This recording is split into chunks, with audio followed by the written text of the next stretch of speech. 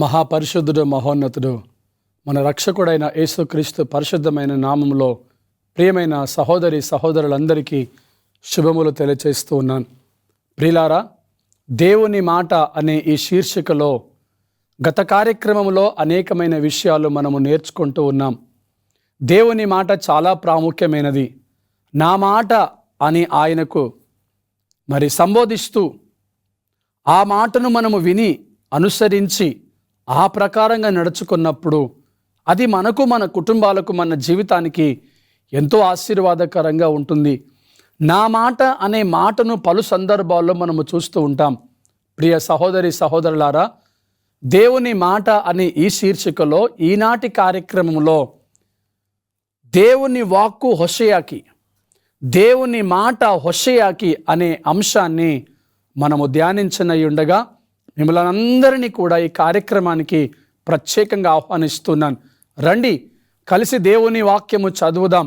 దేవుని వాక్యము జీవము కలిగినది, అది జీవపు ఊట, అది మనల్ని బ్రతికిస్తుంది, దీర్ఘాయువు చేత తృప్తిపరుస్తుంది, అలాగనే దేవుని రాజ్యములోనికి ప్రవేశింపచేస్తుంది.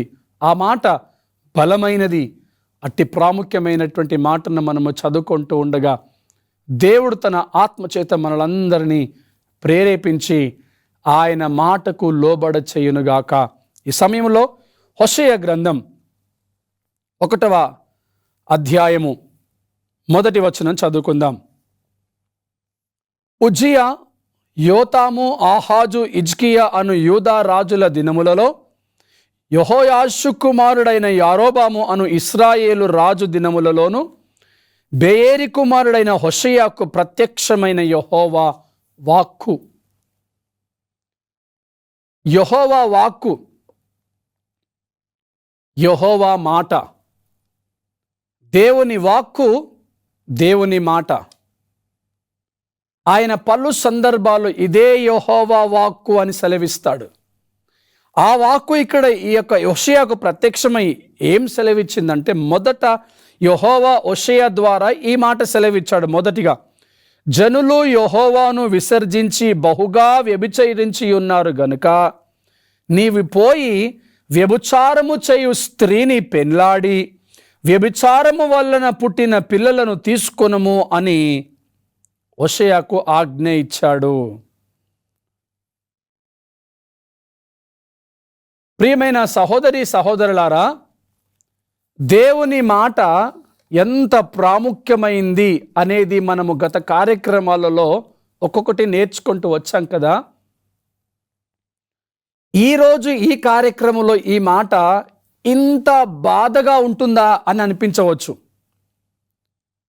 ఏంటి బాధ? దేవుని వాక్యం ఏదైనా మనకు ఆశీర్వాదమే కదా. దేవుని వాక్యం ఏదైనా కానీ మనకు, మన కుటుంబాలకి దీవెనకరంగా ఉంటుంది కదా. అది మనల్ని పరలోక రాజ్యం వైపుగా నడిపిస్తుంది కదా. ఆ మాట నమ్మినట్లయితే, ఆ మాట యందు విశ్వాసం ఉంచినట్లయితే అది మనకు నీతిగా ఎంచబడుతుంది కదా. గత కార్యక్రమంలో అబ్రహాము విషయంలో మనం అదే నేర్చుకున్నాం కదా. మరి ఈరోజు ఏంటి హోషేయ జీవితంలో ఇంత బాధాకరమైనటువంటి మాట?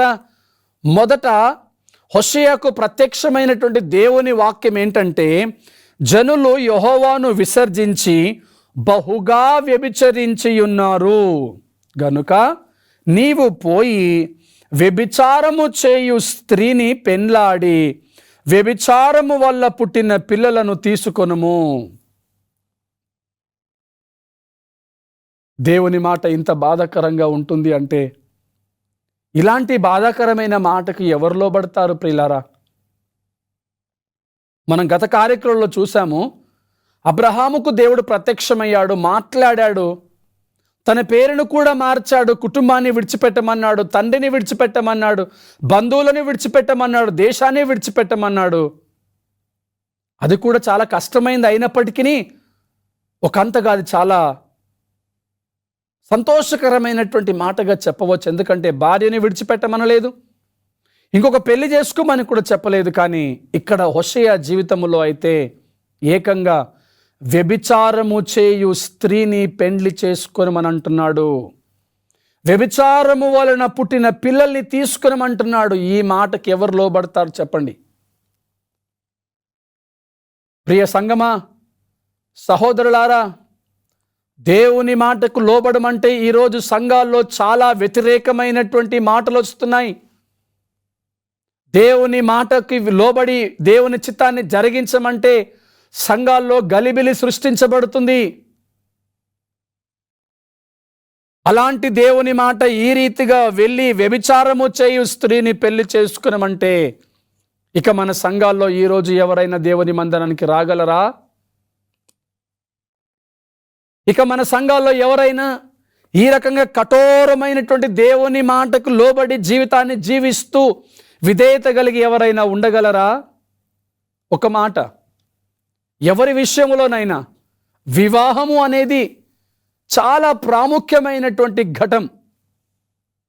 అది సంతోషంగా జరిపించుకోవాలని, ఇష్టపూర్వకంగా జరిపించుకోవాలని ఎన్నో కలలు కంటారు యవ్వన స్త్రీలు, యవ్వన పురుషులు. అలాంటి వాడిలో ఒకడు హోషేయ గారు. హోషేయ గారికి దేవుని వాక్యు ప్రత్యక్షమై దేవుని మాట చెబుతా ఉన్నది ఏంటంటే, నీవు వ్యభిచారము చేయు స్త్రీ దగ్గరికి వెళ్ళి ఆమెని పెళ్లి చేసుకోవాలి. వ్యభిచారము చేసే స్త్రీని ఎవరు పెళ్లి చేసుకుంటారు ప్రియులారా? అసలు వ్యభిచారపు స్త్రీ దగ్గరికి ఎవరైనా భక్తులు, పరిశుద్ధులు, నీతిమంతులు, మంచివారు, సద్భావన కలిగిన వారు ఎవరైనా వెళ్ళగలరా? ఇక్కడ వెళ్ళడమే కాదు, ఆమెను పెళ్లి చేసుకోమని, ఆమె పిల్లల్ని తీసుకొనమని హోషేయకు దేవుని వాక్కు ప్రత్యక్షమైతే హోషేయ ఏం చేశాడో చూద్దామా? 3వ వచనం. కాబట్టి అతడు పోయి దిబ్లాయీము కుమార్తె అయిన గోమెరును పెళ్లి చేసుకొనెను. ఆమె గర్భవతి అయి అతనికి ఒక కుమారుని కనగా యెహోవా అతనితో ఇలాగు సెలవిచ్చెను, ఇతనికి యెజ్రెయేలని పేరు పెట్టుము. యెజ్రెయేలు అంటే అక్కడ కింద రాయబడినటువంటి మాట, యెజ్రెయేలులో యోషు ఇంటి వారు కలుగజేసుకొనిన రక్తదోషమును బట్టి ఇక కొంతకాలము నేను వారిని శిక్షింతును, ఇశ్రాయేలు వారికి రాజ్యముండకుండా తీసివేతును. చూసారా? యెజ్రెయేలు ఈ మాట హోషేయకు ప్రత్యక్షమైంది. వెళ్ళి ఒక వ్యభిచార స్త్రీని పెళ్లి చేసుకునమంటే ఆయన దిబ్లాయీము కుమార్తె అయిన గోమెరును పెళ్లి చేసుకున్నాడు. గోమెరు ఒక వ్యభిచారపు స్త్రీ. వ్యభిచార క్రియలు జరిగిస్తూ జీవితాన్ని పాపముతో నింపుకున్నటువంటి స్త్రీ దగ్గరికి వెళ్ళి హోషేయ ఆమెతో పెళ్లి వివాహము చేసుకొని కుమారుని కన్నాడు అంటే హోషేయకి దేవుని మాట పట్ల ఎంత విధేయత ఉన్నది, దేవుని మాట అంటే ఆయనకి ఎంత భయం ఉన్నదో ఒక్కసారి గ్రహించే ప్రయత్నము చేయండి. ఆత్మీయ సహోదరి సహోదరులారా, ఈ రోజుల్లో సంఘాల్లో క్రమశిక్షణ తగ్గిపోయింది, భయము భక్తి తగ్గిపోయింది. కూర్చొనమంటే కూర్చునే విశ్వాసులు లేరు, లేచి నిలబడమంటే లేచి నిలబడే విశ్వాసులు లేరు. నువ్వు వెళ్ళి పలానా ప్రాంతానికి వెళ్ళి దేవుని చిత్తాన్ని జరిగించాలి, దేవుని సేవ చేయాలి, ఇదిగో ఈ పని నీకు అప్పగిస్తున్నాను, ఈ పని నువ్వు నమ్మకంగా చేయు అంటే చేసేవారు లేరు ఈ రోజుల్లో. దేవుని సేవకుడు ఖండించే విషయంలో భయపడాల్సినటువంటి భయభ్రాంతులు గురి చేసేటటువంటి విశ్వాసులు ఈ రోజుల్లో ఉన్నారు. దేవుని సేవకుడు వాక్యాన్ని ఉన్నది ఉన్నట్టుగా చెబితే ఎన్నో రకాలైనటువంటి కష్టాలు, అవమానాలు తీసుకొచ్చేటటువంటి సంఘస్థులు ఈరోజు చాలామంది ఉన్నారు ప్రియులారా. దేవుని సేవకుడి మీదనే తిరుగుబాటు చేసేటటువంటి వారు అనేకులు ఈ రోజుల్లో ఉన్నారు ప్రియులారా. కారణం, ఆయన ముక్కుసూటిగా వాక్యం చెబుతున్నాడని, దేవుని వాక్యాన్ని ఉన్నది ఉన్నట్టుగా చెబుతున్నాడని ఆయనను గూర్చి వక్రంగా మాట్లాడేటటువంటి విశ్వాసులు కూడా లేకపోలేరు. ఆయనను గూర్చి అవమానకరంగా, హేళనకరంగా మాట్లాడి గలిబిలి సృష్టించేవారు ఈ రోజుల్లో ఎంతమంది ఉన్నారో ఒక్కసారి పరీక్షించుకోవాలి, పరిశీలించుకోవాలి. కానీ హోషేయకి దేవుని వాక్యము, దేవుని మాట ప్రత్యక్షమైంది ఏమంటే, నీవు వ్యభిచారపు స్త్రీని పెళ్లి చేసుకోవాలి అని.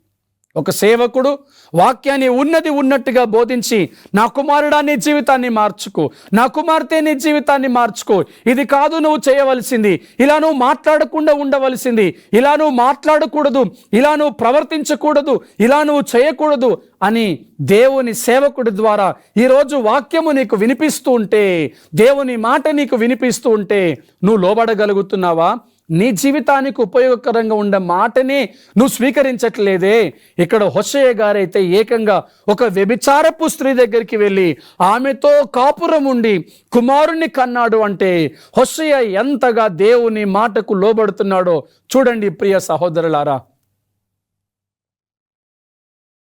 గద్దింపునకు తిరిగినట్లయితే ఆయన తన యొక్క చిత్తాన్ని నీ జీవితంలో జరిగిస్తాడు. క్షేమకరమైనటువంటి మార్గము వైపుగా నిన్ను నడిపిస్తాడు. గద్దింపును అసహించుకుని వాడు పశుప్రాయుడు అని రాయబడింది. ఇక్కడ ఇంకొక మాట జ్ఞాపకము చేయాలి. ఈ రోజుల్లో సర్వసాధారణంగా దేవుని వాక్యాన్నే సరిగ్గా వినట్లేదు. చాలామంది నామకార్థంగా దేవుని మందిరానికి వస్తున్నారు. వచ్చినది మొదలుకొని వెళ్ళేంత వరకు సమయాన్ని చూస్తున్నారే కానీ వాక్యాన్ని చూడట్లేదు, వాక్యాన్ని గ్రహించట్లేదు. చాలామందికి వాక్యం అంటే విసుకొస్తుంది. ఆ వాక్యము ఒకవేళ శరీర సంబంధమైనటువంటి ఆశీర్వాదాలను తీసుకొని వస్తే మంచిది. ఆ వాక్యము లోక సంబంధమైనటువంటి ఆశీర్వాదాలు తీసుకొని వస్తే మంచిది. ఆ వాక్యము మన జీవితాలను, మన కుటుంబాలను ఫలింపచేస్తే మంచిది. మనకు స్వస్థతనిస్తే మంచిది, మనకు ఆరోగ్యం ఇస్తే మంచిది.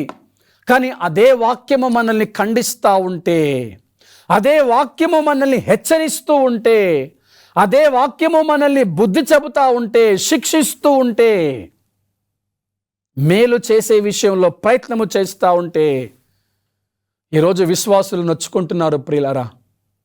ఈరోజు అలాంటి వాక్యాలు విశ్వాసులకు నచ్చడం లేదు ప్రియులారా. సేవకుడు గద్దిస్తున్నాడనో, శిక్షిస్తున్నాడనో, హెచ్చరిస్తున్నాడనో మనసును గాయము చేసుకొని ఆ మాటను విసర్జించి ఆ మాటకు విధేయత చూపించకుండా తల కిందికి వేసుకొని వెనక్కి వెళ్ళిపోయినటువంటి వారు ఎంతమంది ఉన్నారో ఒక్కసారి పరిశీలించుకోవాలి. అందుకొరకై ప్రభువు తన ఆత్మచేత ప్రేరేపించి దేవుని మాట అనే ఈ శీర్షికను ప్రసారము చేస్తూ ఎన్నో విషయాలు మన ముందుకు తీసుకొని వస్తున్నాడు. నా ప్రియమైన సహోదరి సహోదరులారా, నీవు వెళ్తున్న మందిరములో నీ సేవకుడి ప్రతి మాటకు నువ్వు లోబడగలుగుతున్నావా? నీవు వెళ్తున్నటువంటి మందిరములో చెప్పబడుతున్న ప్రతి వాక్యానికి నువ్వు విధేయత చూపిస్తున్నావా? వాక్యము రెండంచులు గల ఖడ్గము అంటుంది. మనము వచ్చే కార్యక్రమాలలో ఇంకా చాలా విషయాలు నేర్చుకుంటాం. వాక్యము రెండంచులు గల ఖడ్గమని చెబుతా ఉంది. ఒకవైపున ఆశీర్వాదాలు ఇస్తూనే, ఒకవైపున మనల్ని హెచ్చరిస్తుంది, ఒకవైపున మనల్ని ప్రేమిస్తూనే మరొక వైపున మనల్ని ఖండిస్తుంది, ఒకవైపున మనల్ని సన్మార్గంలో నడిపిస్తూనే ఒకవైపున మనకి శ్రమల గుండాగా తీసుకొని వెళ్తుంది. కారణం ఏంటో తెలిసినా, నువ్వు దీవించబడాలి, ఆశీర్వదించబడాలి, నీ జీవితం కట్టబడాలి అనే విషయానికి. కనుక నువ్వు వాక్యానికి ఎలా స్పందిస్తున్నావు, నువ్వు వాక్యానికి ఎలా లోబడుతున్నావు, నువ్వు వాక్యానికి ఎలా విధేయత చూపిస్తున్నావు చాలా ప్రాముఖ్యమైంది. అయితే హోషేయ గారిని దేవుడు ఎందుకు పిలిచాడు? హోషేయ గారిని ఎందుకు దేవుడు ఒక వ్యభిచారము చేసే స్త్రీ దగ్గరికి వెళ్ళమన్నాడు, ఆమెతో పిల్లల్ని కనమన్నాడు, ఆ పిల్లల్ని తీసుకునమన్నాడు అంటే ఆ వ్యభిచారము చేసే ప్రజల్ని దేవుడు ప్రేమిస్తున్నాడు. దేవునికి మహిమ కలుగునుగాక. దేవునికి స్తోత్రములు. ఆయనకు పాపం అంటే ఇష్టం లేదు, కానీ పాపి అంటే ఎనలేని ప్రేమ.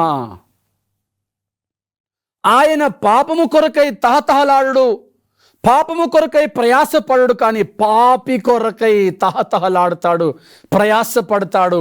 ఆ పాపిని రక్షించటానికై ఆ పాపి దగ్గరికి వెళ్ళి, ఆ పాపి స్థితి ఏ స్థితిలో ఉన్నాడో ఆ స్థితిలోనికి వెళ్ళి ఆ పాపిని బయటికి తీసుకురావటమే మన ప్రభు అయిన యేసు క్రీస్తు యొక్క ముఖ్యమైనటువంటి ఉద్దేశమై ఉన్నది.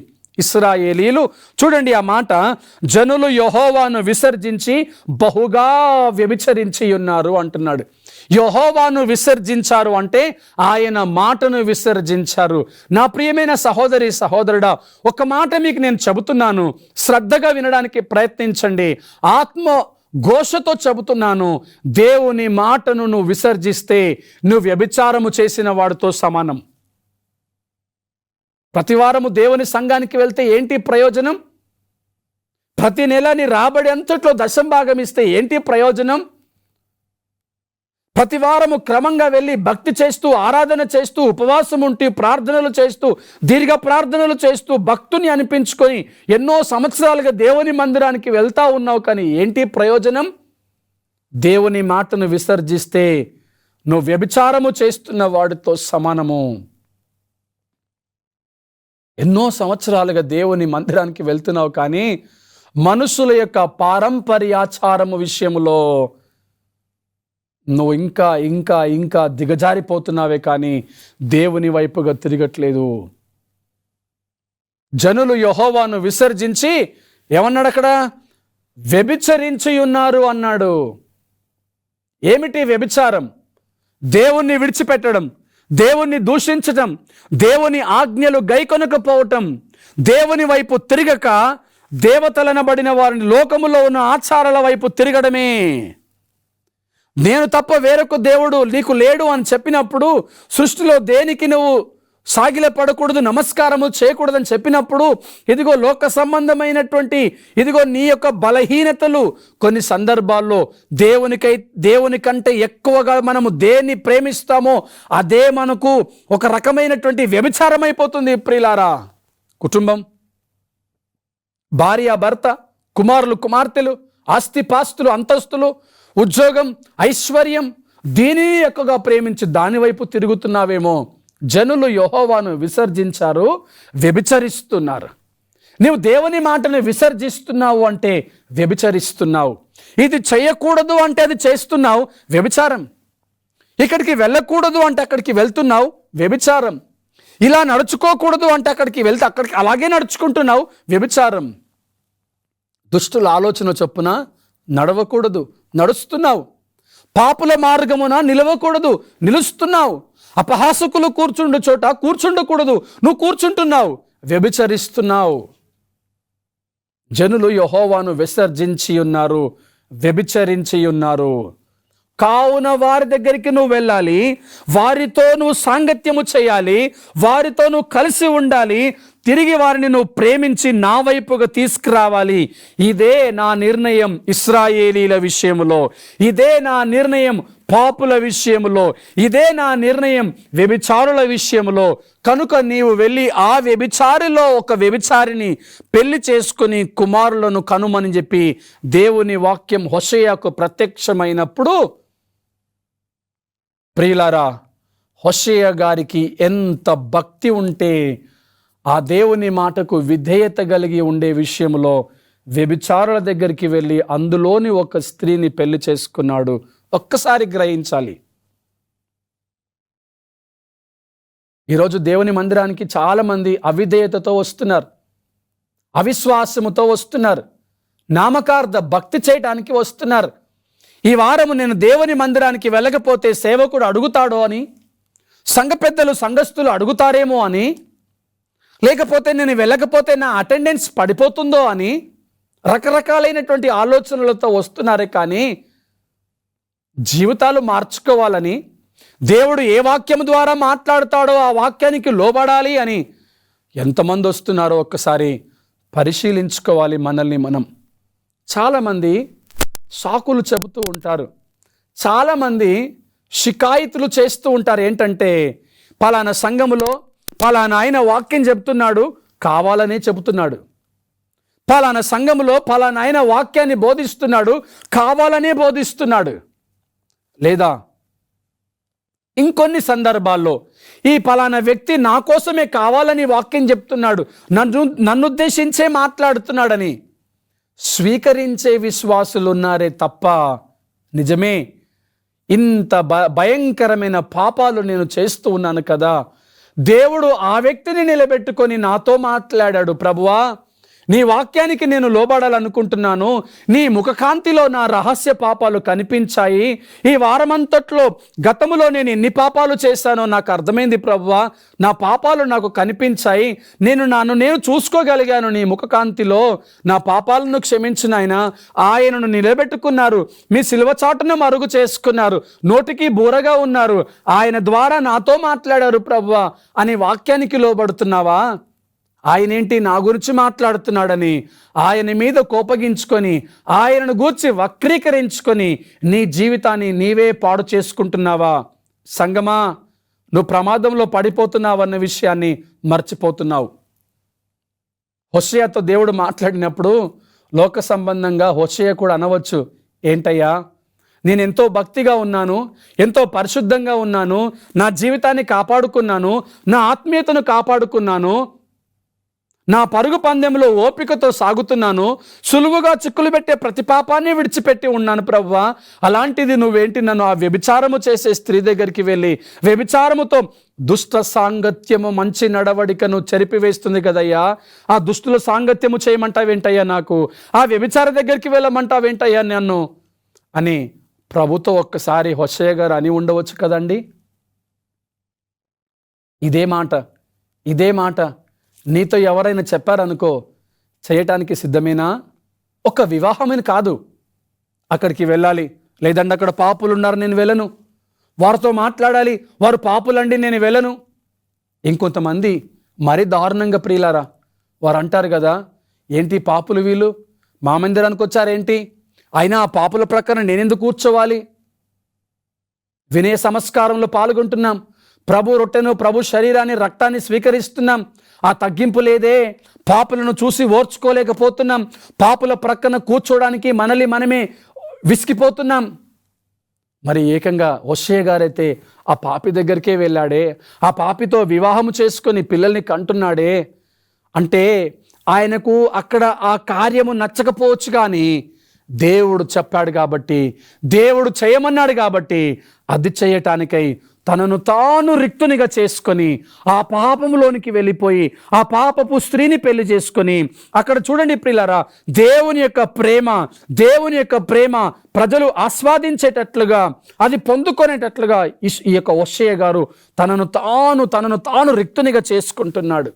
దేవుడు వారితో ఒక మంచి సన్నిహిత్య సంబంధాన్ని కలిగి ఉంటాడని నిరూపించడానికి హోషేయ గారు తన జీవితాన్ని అక్కడ ధారపోస్తున్నాడు. ఆ ప్రజలు దేవుని యందు విశ్వాసం ఉంచటానికై ఆయన ఆ ప్రక్రియను దేవుని చిత్త ప్రకారంగా జరిగించే విషయంలో ముందుకు సాగుతున్నాడు.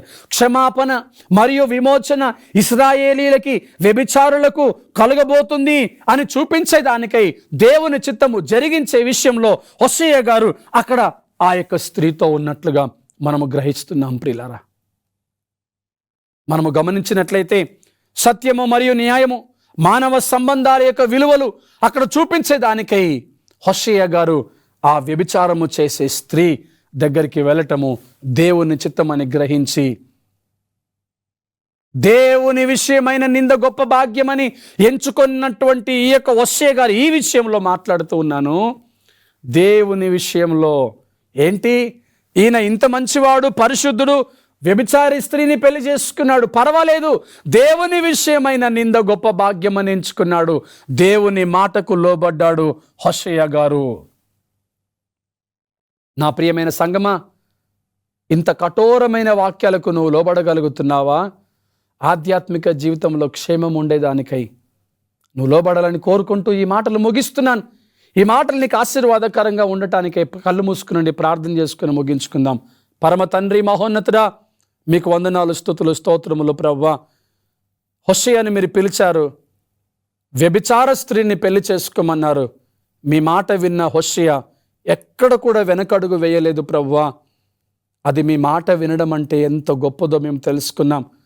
మా జీవితంలోనైనా మీ మాట మాకు బయలుపరచబడినప్పుడు, మీ మాట మాకు విను అని చెప్పినప్పుడు మేము అలాగే విని లోబడి జీవించడానికై మీ కృపాశక్తిని మాకందరికీ ప్రసాదించమని, ఈ వాక్యము వింటున్న ప్రియమైన వారందరినీ, వారి కుటుంబాలను ఆశీర్వదించమని యేసుక్రీస్తు నామమున ప్రార్థిస్తున్నాము తండ్రి.